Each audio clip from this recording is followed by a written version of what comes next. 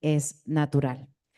Para ello, vamos a tener una serie de invitados a lo largo del podcast y me da mucho gusto iniciar con Ivonne San Miguel Rodríguez y con Daniel Pretelín. Ambos son especialistas en ciencias atmosféricas, pero bueno, además de esta especialidad y conocimiento en meteorología, también tienen un fuerte vínculo con la comunicación de estos fenómenos, la comunicación a diversos públicos. La obra de Hernández Alcázar es la puesta en marcha de un huracán como posibilidad transformadora, la cual dejó entrar al Museo Universitario como espacio de saber las fuerzas caóticas del exterior para sacudir los sistemas de conocimiento. Para esta primera transmisión, nuestro tema es traducir el lenguaje del viento, la atmósfera como lenguaje, y lo que nos interesa es entender cómo un fenómeno meteorológico como es el huracán, el cual tiene un gran impacto social, económico y político, pero también tiene un lenguaje propio, es decir, el viento tiene un lenguaje, la atmósfera tiene un lenguaje, y tal vez para las personas que no nos dedicamos al 100 a esta disciplina, pues no sabemos, ¿no? Cómo traducir esta información, ¿no? Entonces, la transmisión de información acerca de cualquier fenómeno meteorológico, pues requiere de profesionales que tomen decisiones oportunas, ¿no? Para emitir las alertas correctas, ¿no? Entonces, bueno, creo que es un trabajo no solamente necesario, también muy difícil y complejo, y por lo cual les agradezco mucho que estén aquí. Y bueno, me gustaría iniciar con una pregunta para ambos, que sería, ¿cómo perciben la relación entre los fenómenos meteorológicos extremos y las esferas sociales, políticas y económicas? Empezar. Bueno, pues muchas gracias por la invitación. Primero que nada, entender a los fenómenos meteorológicos cada vez más se ha vuelto una necesidad como sociedad debido a que, bueno, nosotros vivimos inmersos en la atmósfera. Y vivir inmersos en la atmósfera significa entender que el tiempo atmosférico nos afecta día a día, no solamente en el confort de las personas, es decir, si siento frío, si siento calor, si me mojo cuando llueve o no, sino que fenómenos de mayor escala, como un huracán, hablando de huracanes específicamente, pues puede literalmente cambiar mi vida. Entonces, es necesario comprender que la meteorología, en este caso como ciencia, se tiene que derivar en su comunicación en diferentes estratos. Por un lado, la comunicación desde el punto de vista político, es decir, cómo un sistema político, un gobierno tiene que asegurar la seguridad y la prevención de una sociedad para que, digamos, esta gobernanza procure siempre el bienestar de la sociedad que está, digamos, cubriendo, cuidando. Por otro lado, el sentido económico, es decir, bueno, no es que el dinero sea lo más importante, pero entendemos que una sociedad como lo vivimos actualmente, pues se rige también mucho por la parte económica. Entonces, pérdidas económicas también se traducen en crisis que pueden derivar en la sociedad más adelante. Y como sociedad, entender cómo el medio en el que vinimos puede verse transformado. El medio, nuestras casas, y nosotros vivimos en un medio rural, quizá ese medio rural ya no va a ser lo mismo como vivíamos antes, quizá la ciudad donde yo estaba vamos a tener que reconstruirla, repensarla, replanearla. Entonces cambia completamente el panorama desde todo, ¿no? Y creo que tiene que ser un trabajo coordinado, es decir, creo que hemos visto varios casos en el que el fenómeno nos deja lecciones en que estábamos jugando un mismo juego y no sabíamos las reglas de ese juego. Entonces, más bien es sentarse a reflexionar cómo vamos a hacer para que la ciencia, en coordinación con lo político, podamos asegurar que de ahí en adelante vamos a trabajar mejor para cuidar el bienestar de las personas principalmente, que es lo que más importa. Igual yo complementar nada más lo que dijo Dani, como puntualmente partiendo de la idea que el fenómeno meteorológico no está aislado de la sociedad, sino que tiene impactos muy puntuales. Decíamos hace un momento, ¿no? Los impactos sociales sí se ven traducidos en posibles migraciones, ¿no? Por el cambio de dinámica que puede tener un fenómeno meteorológico con digamos, de este tamaño como un huracán. Cambia, pues sí, el estilo de vida, la vida de las personas en todos los sentidos, ¿no? En su dinámica, por ejemplo, incluso económica, que puede repercutir en el cambio en los precios de los alimentos, no solamente de manera local, sino también de manera, pues, un poco más global, ¿no? Justo un compañero me decía hace poco, ¿no? Que por los huracanes se habían perdido algunas cosechas, sobre todo de papaya y demás. Y eso implica cambios en los costos, no solamente, bueno, y principalmente en las ciudades, ¿no? Con todo esto lo que implica. Eh, y particularmente, justo para este conversatorio estuve revisando los datos de Banco de México, cómo cambian las economías locales a partir del paso de un huracán. Entonces, se hacen mediciones, por ejemplo, trimestres antes del paso de un huracán sobre la actividad económica local, sobre todo de los puertos, y se ve cómo baja la actividad económica después del paso de un ciclón tropical de gran intensidad y que pueden tardar hasta 3, 4 trimestres en recuperarse, ¿no? Entonces, los impactos son pues muy fuertes a diferentes niveles y el tomar acciones con enfoque de política pública, de gobernanza, para evitar bueno, mayores daños, ¿no? Es importante. Pero es inevitable, como lo mencionan, o sea, la relación entre ciencia y política, pues, es muy unida, ¿no? Sin embargo, creo que nuestra relación con el huracán o con los fenómenos meteorológicos o con los fenómenos naturales, em, siempre, tú lo decías como que únicamente pensar en el confort, ¿no? O sea, como cómo nos vamos a sentir hoy, ¿no? Pero al final también es un sistema de regulación de la tierra, ¿no? Es decir, como no es solamente algo como negativo, de algo que nos tenemos como que cuidar, sino tiene una razón de ser. Y tal vez es la parte o la desigualdad económica, ¿no? La que hace que eso que es como un fenómeno natural termine siendo pues un desastre para una población específica. No sé si puedan como comentar algo sobre esto. Claro, sí, hay que entender a la Tierra, empezando partiendo por la Tierra como planeta, un sistema dinámico y un poquito más poético, un sistema vivo. Es decir, es un sistema que aun si no estuviéramos nosotros presentes en la Tierra tendría su propia dinámica. ¿Qué pasa con los ciclones tropicales? Los ciclones tropicales es uno de los tantos mecanismos que tiene la atmósfera para regular su energía. A mí, que he tenido oportunidad de dar clases también de ciencias atmosféricas y demás, siempre me ha gustado hacer mucho hincapié que para entender mucho de la meteorología y en general de la Tierra, pero muy específico de la meteorología, hay que entender la palabra equilibrio, balance. La Tierra siempre va a buscar encontrar ese balance, ya sea de energético, de calor, de muchas variables, pero va a buscar eso, balancearse.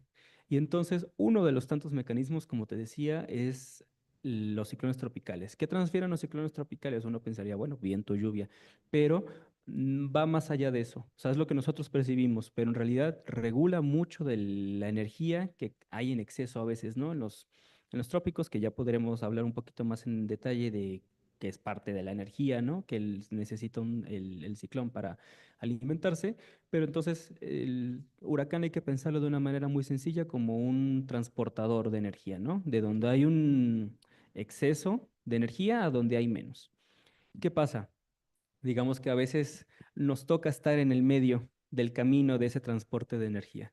Y entonces es cuando nos vemos realmente afectados. Creo que antes de, por así decirlo, juzgar al fenómeno y de pensar en que si es algún tipo de castigo divino o de entender por qué a nosotros.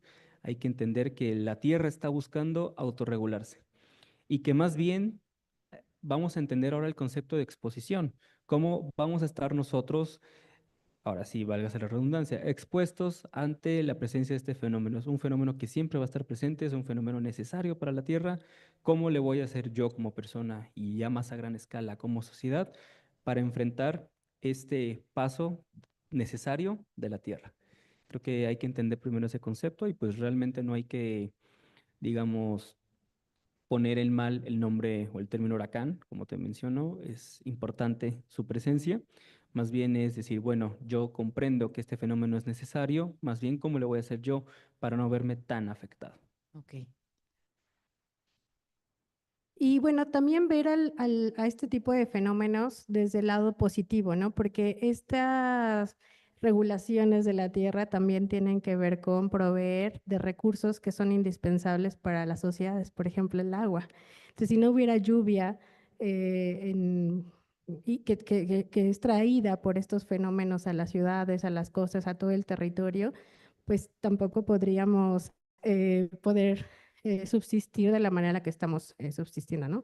Y por otro lado, quizás tiene que ver con cómo, digamos, esta es una regulación natural de la tierra, como lo acaba de decir Daniel.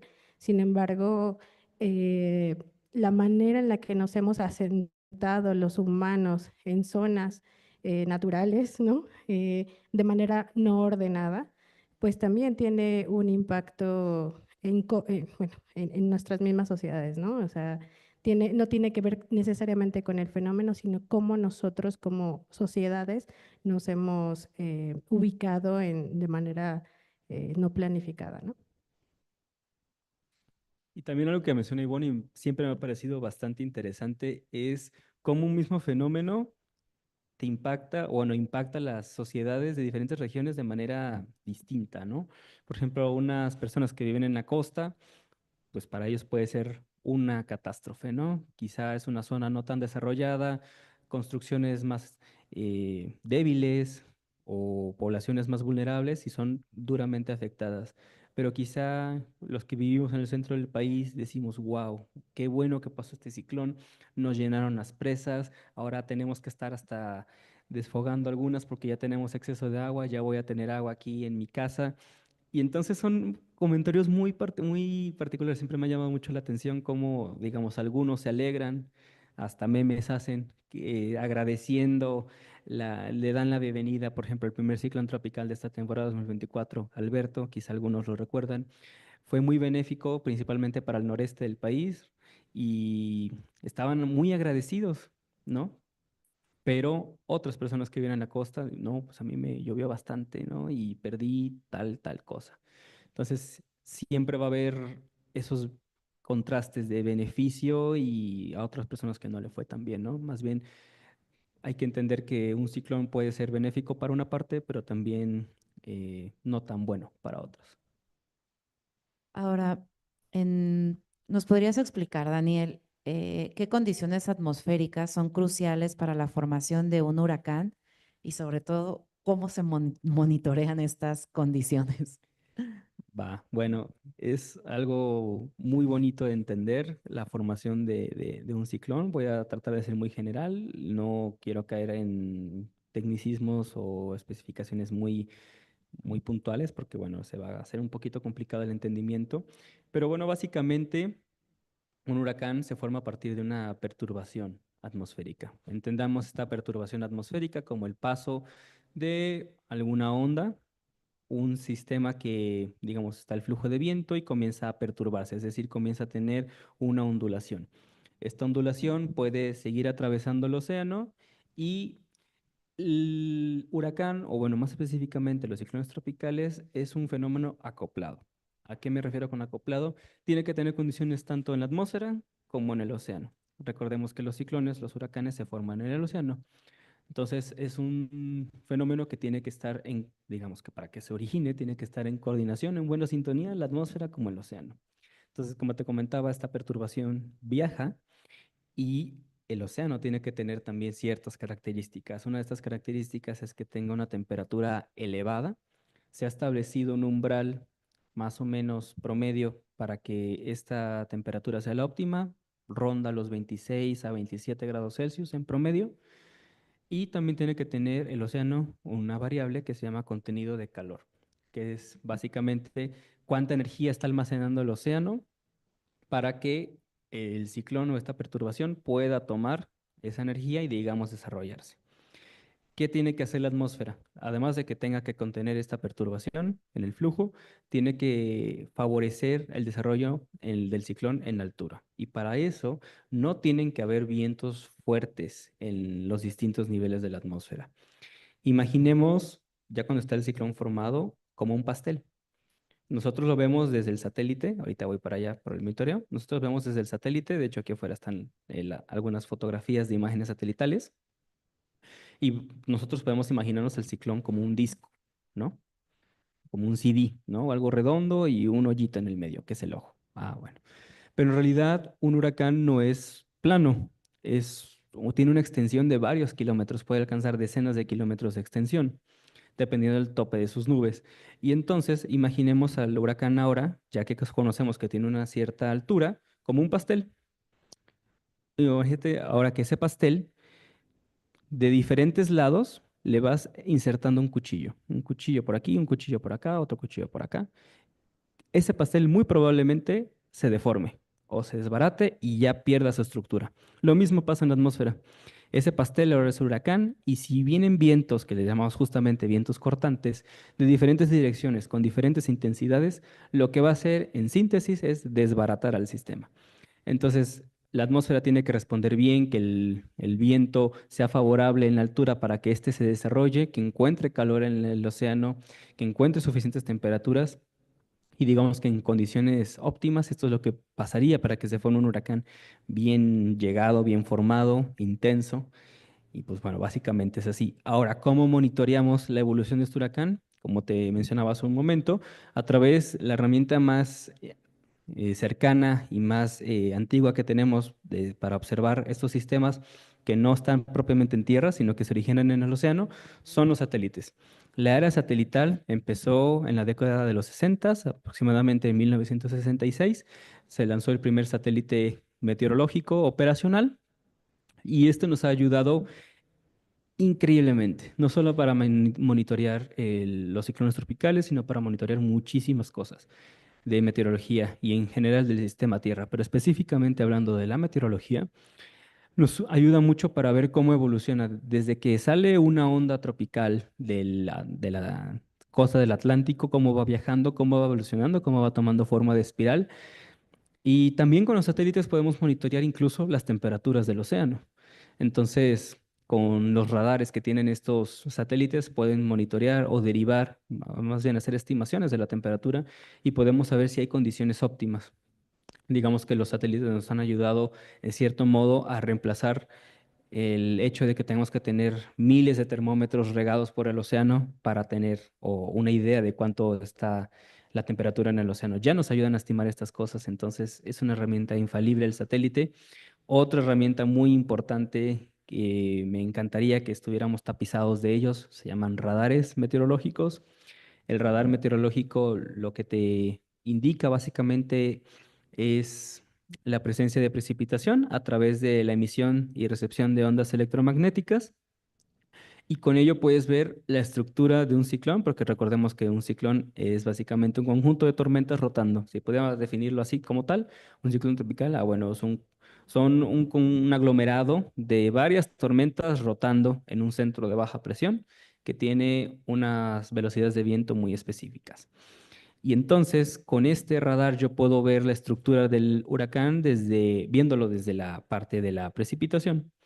Y entonces podría ver mejor su movimiento. El satélite te ayuda a derivar el movimiento, pero son dos sistemas o dos instrumentos, digamos, diferentes, porque el satélite es desde el espacio y el radar es desde la superficie. Y entonces podemos ver Es la superficie marina. más bien la superficie nuestra, emplazados aquí en tierra, Ya, en continente. ya. Puede estar en costa, pero están en continente. Y entonces podríamos ver la evolución de un huracán también más fácil con un radar, ver su desplazamiento, ver qué tanto se acerca, estimar cuánta lluvia está cayendo. Entonces sería más o menos el monitoreo que podremos dar. Y por supuesto la instrumentación meteorológica, ayudar a entender cuánta está midiendo de viento, a lo mejor por la dirección de los vientos, la intensidad, podremos entender si se acerca o se está alejando o si ya va a entrar o ya pasó. La presión también es una variable que nos ayudará a entender la aproximación de un ciclón tropical. Entre más baja sea la presión, podríamos decir, ah, pues el ciclón se está acercando. Entonces, hay muchas formas de monitorearlo. Quisiéramos tener todas a la vez, pero bueno, por lo menos el satélite da una visión más global de esto.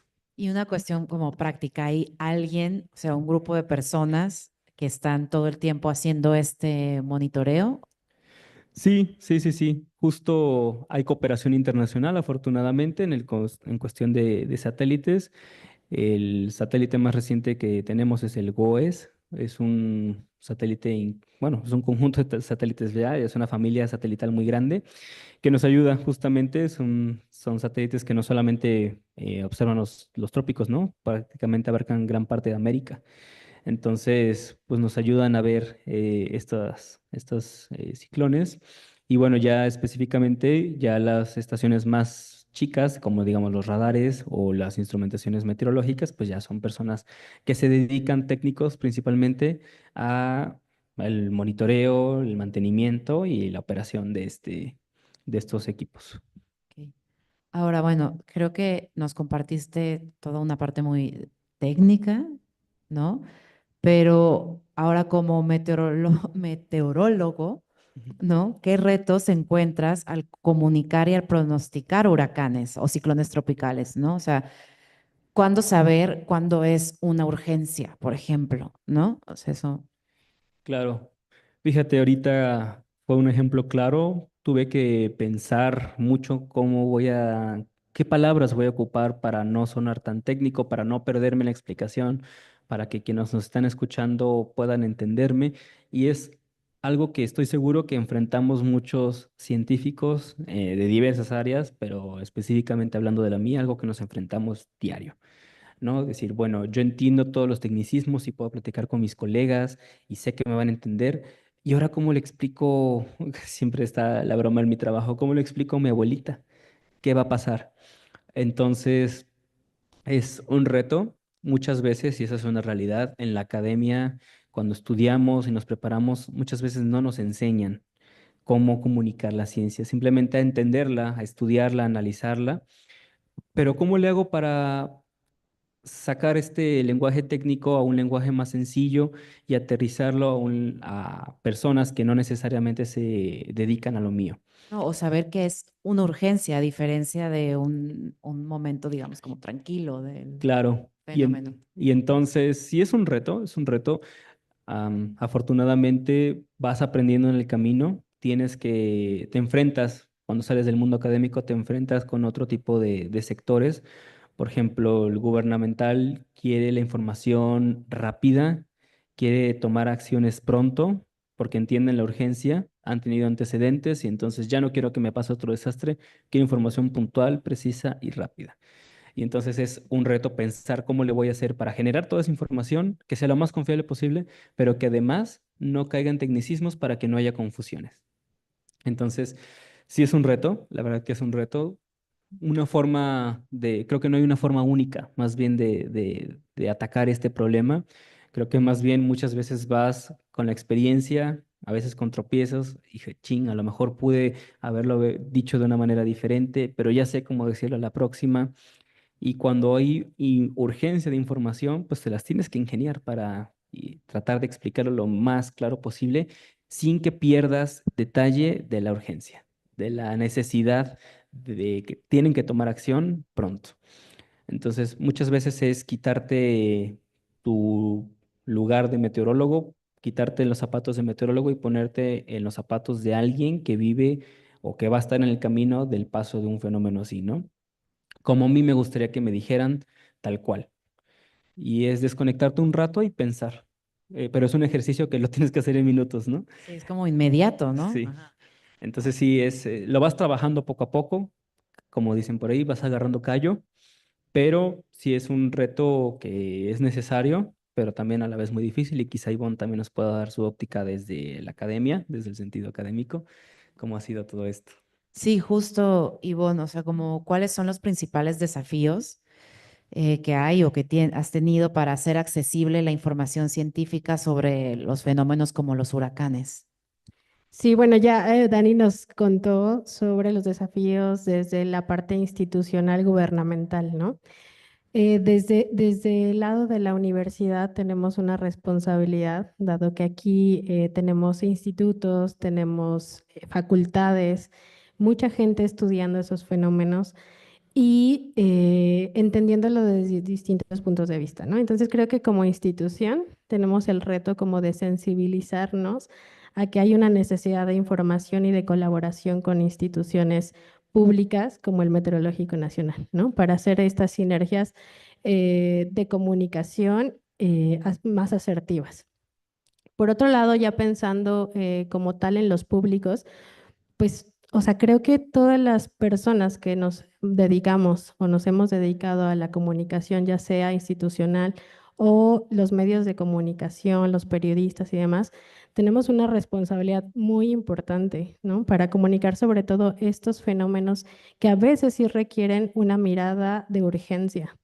Entonces, pues sí, los profesionales de la comunicación tenemos que pensar en toda la diversidad de públicos a las que nos podemos dirigir. Entonces creo que eso es un reto, porque como decía Daniel, no es lo mismo dirigirnos a un tomador de decisión con información precisa, exacta, pero urgente, a una comunicación dirigida a las poblaciones que se van a ver afectadas ante este fenómeno, ¿no?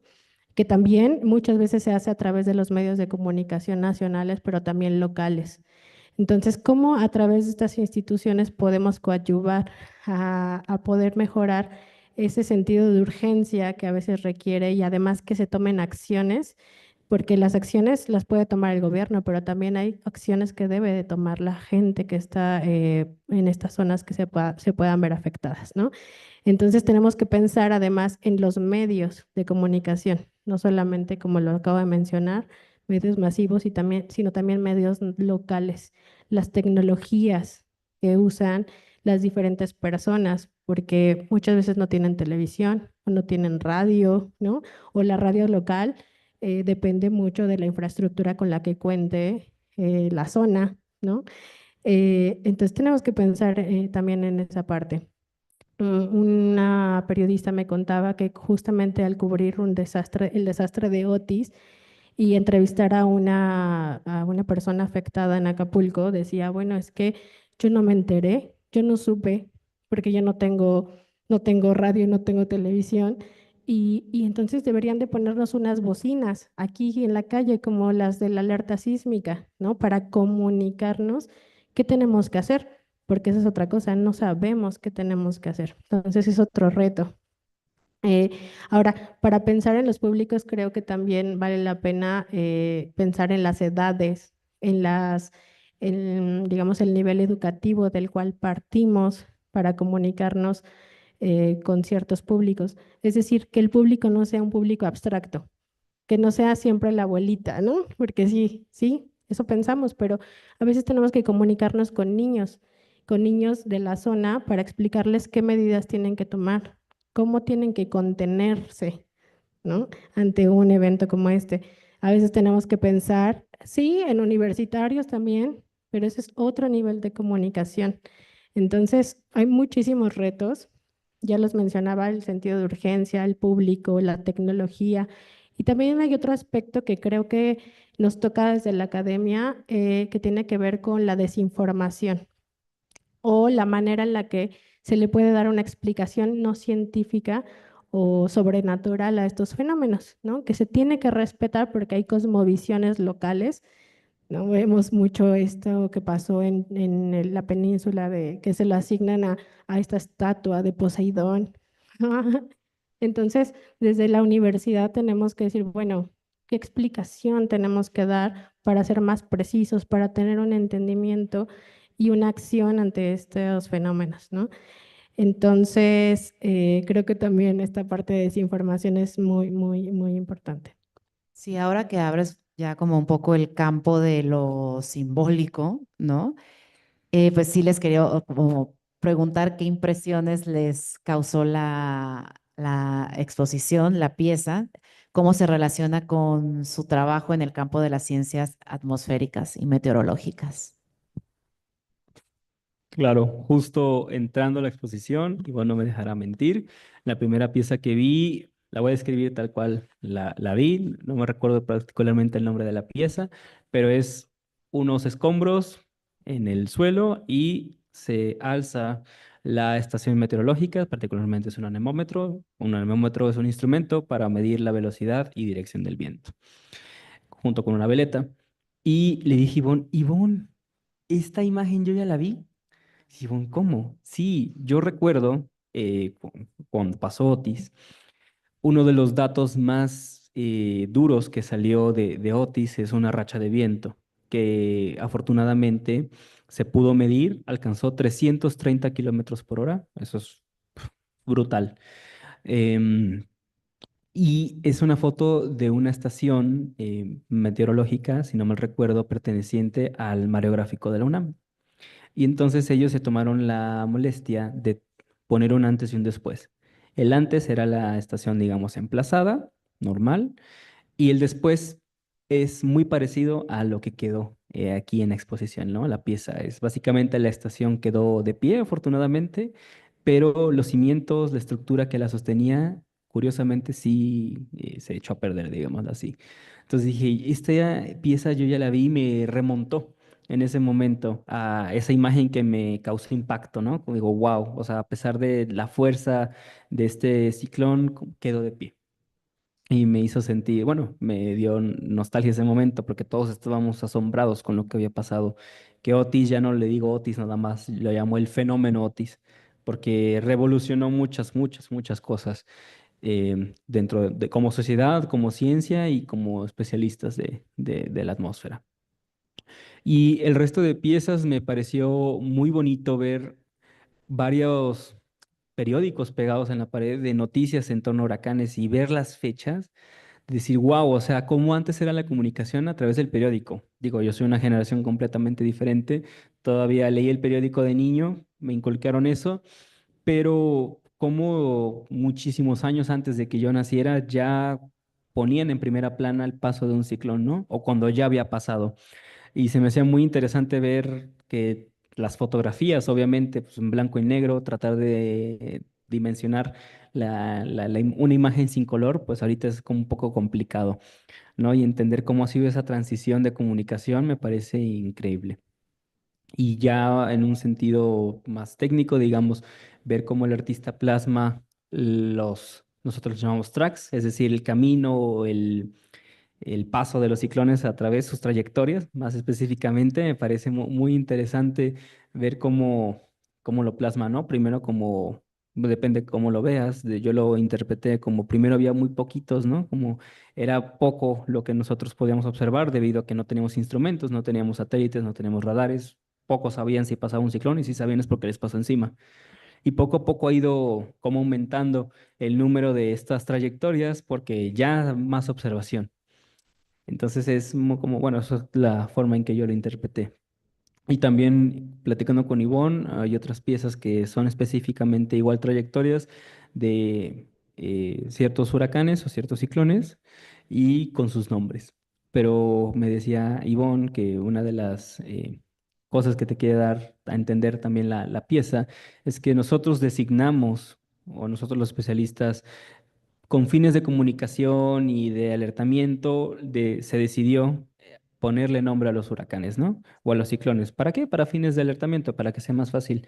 No es más fácil decir el huracán número 2, pues como que nadie lo va a entender. Pero si digo yo el huracán Otis, ya tiene un nombre, ya le das una personalidad, ya es algo que puede ser más tangible mentalmente para alguien.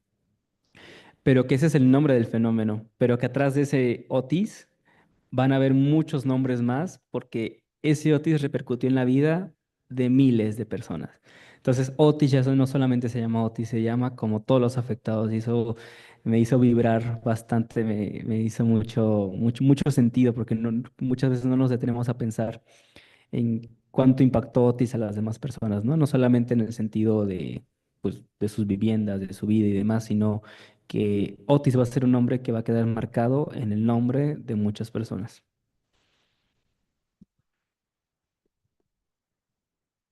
Aprovecho también para, ahorita que respondas, preguntarte, o sea, ¿cómo utilizas el arte o tal vez elementos visuales para transmitir el lenguaje del viento, ¿no? En tu comunicación. Uf, pues o sea, a ver, retomando la idea de la exposición y contrastándolo con esta parte racional que vemos desde la academia, desde las tomadores de decisiones y demás, creo que el arte brinda una herramienta como para, es un puente desde mi punto de vista como para sentir, como para transitar del pensar al sentir. Y creo que desde ese punto de vista en la comunicación de riesgo, comunicación de cambio climático, para tomar acciones no hay nada mejor que sentir, ¿no? Porque uno puede explicar un fenómeno y puede dar datos y puede dar detalles y demás, bueno, pues sí, te puede sorprender, algo llega a tu psique, pero no te motiva a hacer algo, a cambiar o a tomar acciones, ¿no? Entonces, desde el punto de vista de riesgos, de cambio climático, de este tipo de fenómenos, el hecho de empatizar con las personas, que como en una zona de desastre, por ejemplo, que es una parte de la instalación de la exposición, creo que es muy importante, ¿no? O sea, ubicarte en medio del desastre que las personas que vivimos en la ciudad no necesariamente tenemos ese contacto, lo hemos vivido, pues te hace repensar o resentir. De hecho, es un término que ya se utiliza mucho, ¿no? El sentipensar, ¿no? Y donde te vas conectando todo lo que sabes con lo que sientes y das un paso más, ¿no? Entonces, creo que en ese sentido el arte es una vía a la cual tenemos que optar en el ejercicio de comunicación también para sensibilizar a quien se tenga que sensibilizar, ¿no? Y sobre todo pensando en que estos fenómenos, que no solamente los ciclones tropicales, sino hay otros asociados, por ejemplo, a cambio climático, que cada vez van a ser más duros, ¿no? Más importantes y tenemos que tomar medidas, ¿no? De adaptación y de mitigación a diferentes niveles. Entonces creo que nos toca hacer este ejercicio de empatía con las personas que viven estos fenómenos, el ponernos en el lugar del otro y decir, no solamente se llama, como dice Dani, ¿no? Es una trayectoria de huracán que tiene un nombre, sino que tiene el nombre de todos. Entonces, no sé, creo que desde ese punto de vista el arte juega un papel muy, muy importante en la comunicación. Sí, justo me gustaría complementar. Creo que Ivonne tocó puntos muy, muy importantes y justo yo que me he dedicado, bueno, en parte que me he dedicado a comunicar parte de riesgos de ciclones tropicales, desde que he empezado con ellos, siempre me ha gustado, digo, qué padre que los huracanes tengan nombre, pero que también tengan una imagen, ¿no? Es como una persona, bueno, yo tengo un nombre, ¿no? Pero a mí me gustaría que haya una foto de mí, que no solamente me conozcan por mi nombre, sino por mi cara. Y entonces, cuando pienso en un huracán y cuando quiero comunicar el riesgo de un huracán, me gusta siempre poner una imagen de satélite. ¿Y por qué poner una imagen de satélite? Porque estás personificando el fenómeno de dos maneras. Una, llamándolo por un nombre y otra, para que veas cómo es, cómo está estructurado, qué forma tiene, qué tan cerca está, qué tan grande es. No, justo ahorita que acaba de pasar el huracán Milton, que fue un huracán extraordinario por muchas cosas, me encantaba ver las imágenes de satélite porque decía, es que mira qué tan próximo está la península de Yucatán, ¿no? Y si yo le digo a alguien que viva en Yucatán, oye, es que tienes un huracán categoría 5 al norte de ti, y le empiezo a decir todo eso, a lo mejor y sí tienen esta experiencia con ciclones, pero creo que cambia la percepción y no quiero caer en el hecho de querer asustar a la gente, pero creo que cuando ves una imagen del ciclón y además le conoces el nombre, dices, él, por así decirlo, como pensando a un huracán como un nombre, él es Milton. Y Milton te puede generar esto. Creo que cambia completamente la percepción del fenómeno cuando además de un nombre muestras una imagen de él. Nada más, o sea, ¿qué hace a un huracán extraordinario? Porque fue extraordinario porque, bueno, nos agarró como de repente, ¿no? Ujú. Pero en el caso de este último que mencionas, como que lo sentí muy poético, su ser extraordinario. ¿A qué te refieres con eso? Bueno, ya caigo más un poquito en cuestiones un poquito nuevamente técnicas. Tiene que ver mucho con qué tan rápido se intensificó. Tiene que ver también mucho con qué trayectoria siguió. Es, para poner un poquito en contexto, uno de los huracanes con que más rápido se ha intensificado en los últimos tiempos. Es el primer huracán categoría 5 que presentó la trayectoria que presentó. Ningún huracán categoría 5 en el Atlántico se había movido de oeste a este. Y uno podría decir, bueno, a lo mejor, ¿y qué implicación tiene? Bueno, son muchas cosas que cambian. O sea, cambia completamente la base de datos que tenemos ahora. Ya tenemos un fenómeno que es partidario de una nueva tendencia, ¿no?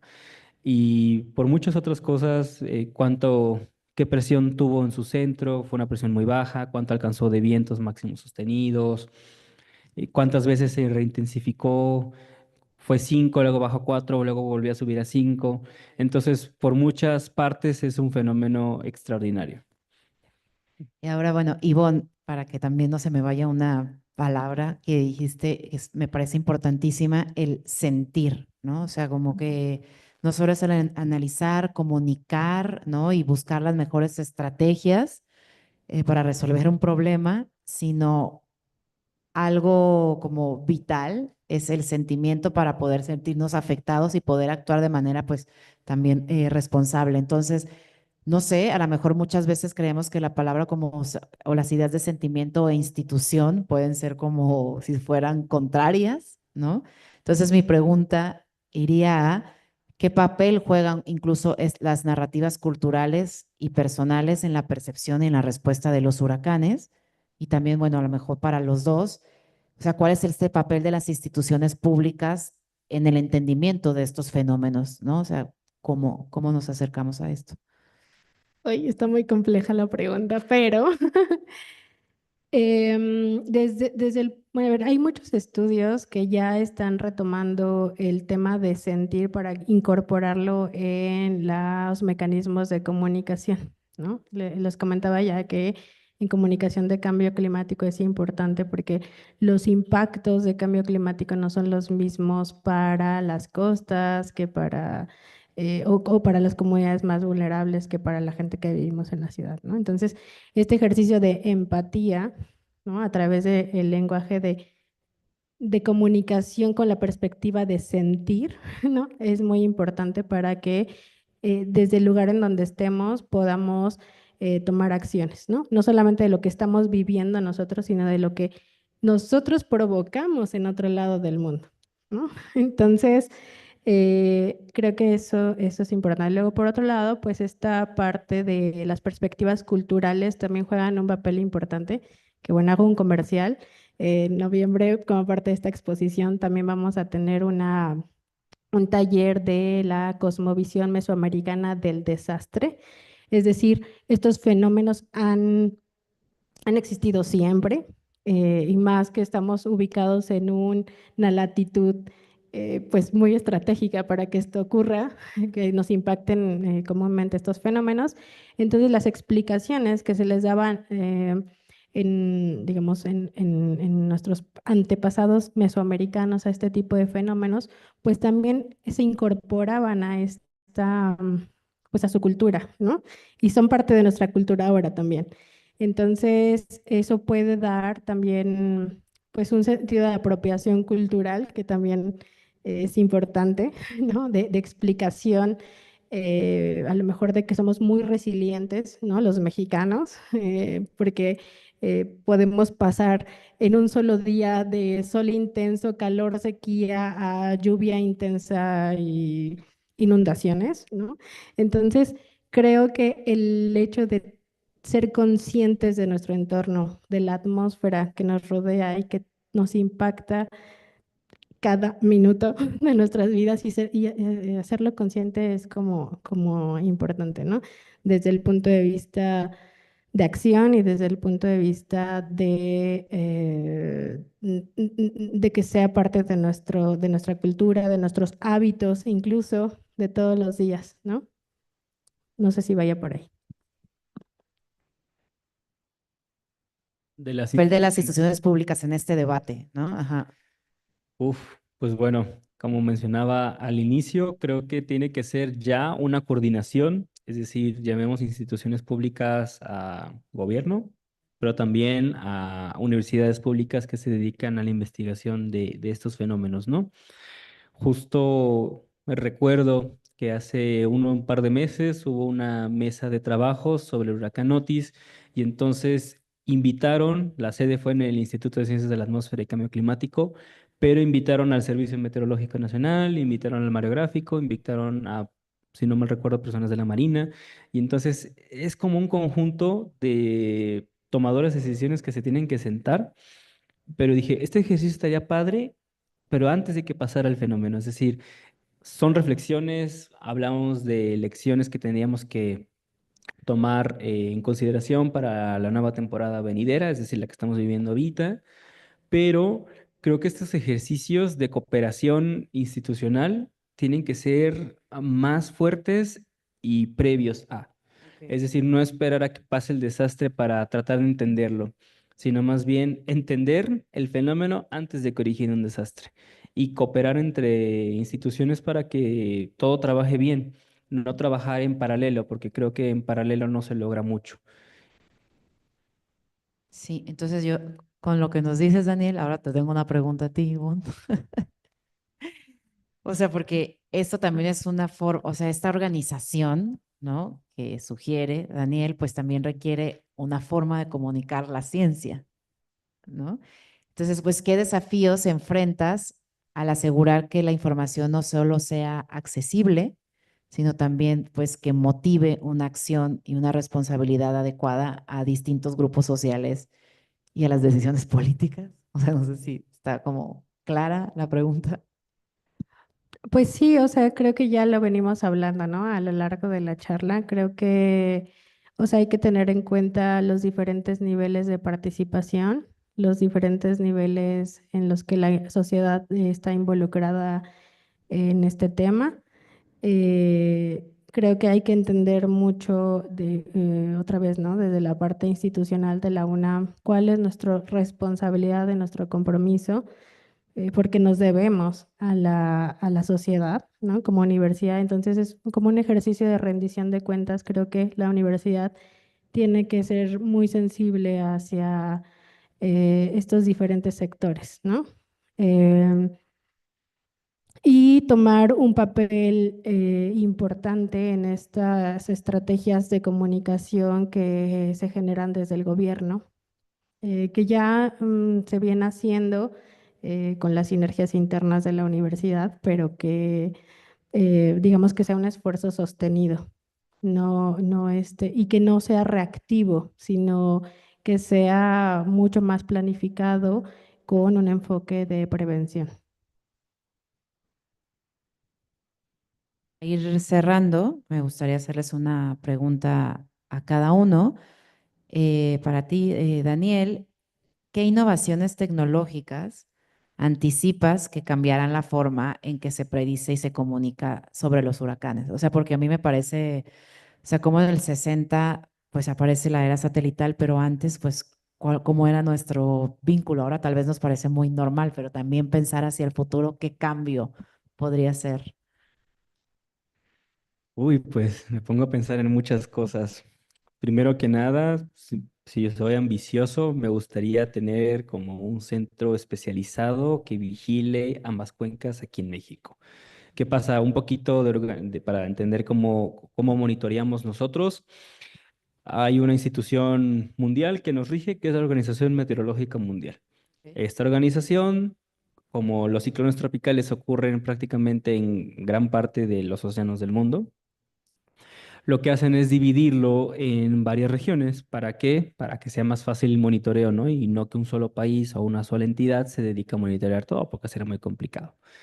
Entonces, nosotros, particularmente en México, pertenecemos a la región cuarta de la Organización Meteorológica Mundial y esta región cuarta abarca parte de los océanos que es el Pacífico nororiental, es decir, las aguas adyacentes a México y más allá. Y parte del Atlántico Norte que ubica al Golfo de México, Mar Caribe y las aguas del Atlántico.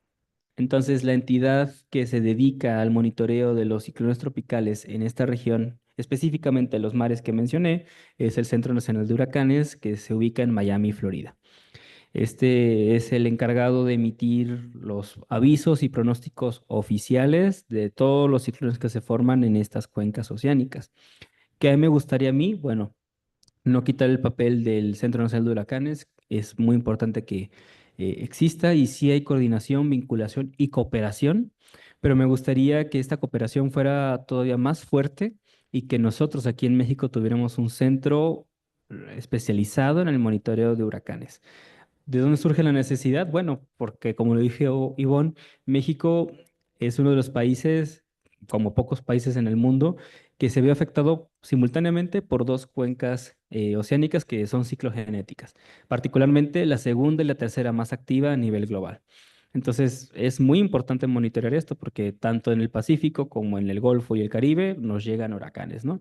Y te puedo dar nombres de ciclones que han sido significativos en todos los lados, ¿eh? Entonces, nosotros decimos Otis, Otis, Otis, pero realmente ya han habido otros antecedentes. Entonces, creo que las necesidades son claras. ¿Qué me gustaría que se desarrollara? Bueno, a explotar más a nuestros expertos en un sentido académico, enseñar más, aprender más, mejorar nuestras técnicas de pronóstico, implementar mejor modelación numérica, hacer más uso de imágenes de satélite, como te mencionaba también. Me gustaría, me encantaría tapizar al país de radares. Creo que sería uno de mis sueños más grandes, que todas las costas del país tuvieran un radar. Así no nos costaría tanto ubicar el punto, el central del ciclón, saber si ya va a entrar, no va a entrar, por dónde, si el pronóstico que estamos siguiendo se está cumpliendo, el pronóstico de trayectoria y de intensidad también.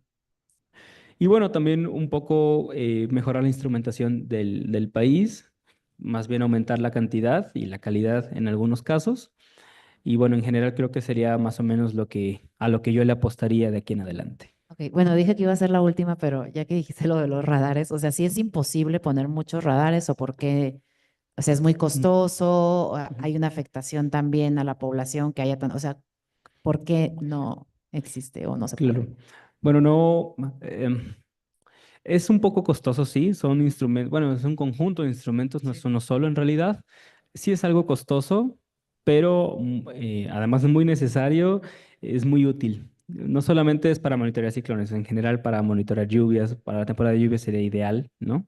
Aquí en la Ciudad de México contamos con uno, en Los Cabos contamos con otro, en Mazatlán, si no mal recuerdo. En Cancún tenemos otro, ahí en Sabancuy, en Campeche, tenemos otro. Desafortunadamente en Veracruz teníamos uno y se perdió con el paso de un huracán, precisamente. Ok, No recuerdo exactamente cuál fue. Me parece que fue Alex en el 2010. Y en Acapulco teníamos otro radar. ok, Y hubiera sido genial haberlo tenido al momento de Otis. Desafortunadamente esa información pues no está porque ok. el radar dejó de funcionar. Entonces sí es un poquito de costos, pues es algo, algo caro, pero es una inversión, considero yo, que necesaria. Ok, Y bueno, al ambiente, pues en general cuando tú emplazas algo, pues siempre va a haber un impacto ambiental. Más bien, en caso de que llegara a cumplirse mi sueño de que todos los estados, todas las cosas tuvieran uno, más bien habría que hacer como estudios de impacto ambiental para disminuirlo en menor medida, ahora sí, los daños al ambiente, ¿no? Que ok, podemos ok. causar. Bueno, Ivonne, ¿cuál ves como el futuro de la comunicación de la ciencia en el contexto del cambio climático y los desastres? Ups, pues sí, creo que ya lo mencioné un poco. Em, Me parece que algo que hay que trabajar mucho es que podamos entender hasta dónde nosotros como individuos tenemos, o sea, con nuestras acciones podemos cambiar las cosas, ¿no? Y hasta dónde no, y hasta dónde como colectivo tenemos que pedir y exigir a los gobiernos que tomen acciones. Entonces, desde el punto de vista de cambio climático, pues sí hay datos muy, muy claros que ha arrojado el panel intergubernamental de cambio climático, en el que se hacen proyecciones, ¿no? De cómo el cambio climático podría impactar en la cantidad, la intensidad de estos fenómenos. Entonces, bueno, ahorita tengo unos datos aquí que igual si me da tiempo los puedo leer, Sí, sí, sí. pero digamos, en ese sentido, nosotros como individuos sí podemos tomar acciones como para reducir nuestras emisiones de dióxido de carbono, que son las que promueven el calentamiento global y que a su vez promueven que estos fenómenos se intensifiquen. Entonces, bueno, creo que desde el punto de vista de comunicación, tenemos que comunicar eso, qué acciones podemos tomar de manera individual ante estos fenómenos, ¿no? Pero creo que hay que entender el nivel de responsabilidad que tienen diferentes países en torno a la emisión de gases de efecto invernadero con un enfoque más económico, ¿no? O sea, digamos, producto del desarrollo económico que tienen esos países. Y como esos países que son los que más emiten, no necesariamente son los que tienen más impactos en sus comunidades y en sus regiones. Entonces, ese nivel de responsabilidad que tiene que ver con países enteros que no necesariamente, digamos, viven esos fenómenos y que tampoco toman responsabilidad sobre lo que pasa en otra parte del mundo, es muy importante, ¿no? Porque efectivamente estos fenómenos se han intensificado, a nosotros nos están llegando más intensos, pero entonces la pregunta es, ¿quién es el responsable? ¿Es la naturaleza? ¿Esto hubiera pasado de todas maneras o ahora está cambiando por la acción humana? ¿No? Y acción humana me refiero a acciones individuales, pero también acciones globales.